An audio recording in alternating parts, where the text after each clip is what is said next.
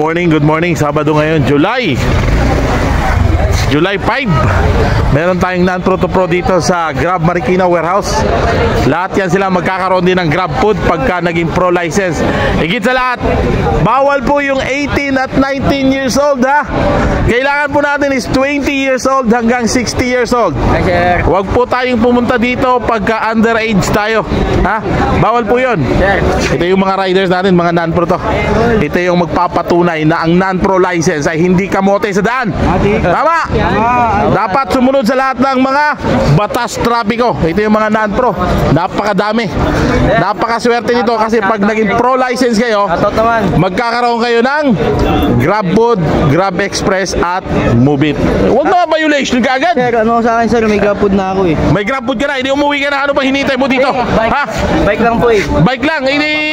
Papapro po. Oo, hindi. Ilang taon ka na? Tanda na pa ako, 37 ka na. O, anong gagawin natin? O, wait lang ha, may katanungan. Ito po ngayon ang nangyayari. Napakadaming riders dito na umahabol non-pro to pro. At higit sa lahat, meron po tayong concern ngayon sa migration at sa mga may problema sa apps ng Move It dahil sa migration at app asenso. Pumunta na kayo hanggang alas 3 ng hapon ang ating cut-off at yung mga non-pro to pro hanggang alas 5 po ang ating cut-off. God bless you! Ano yun?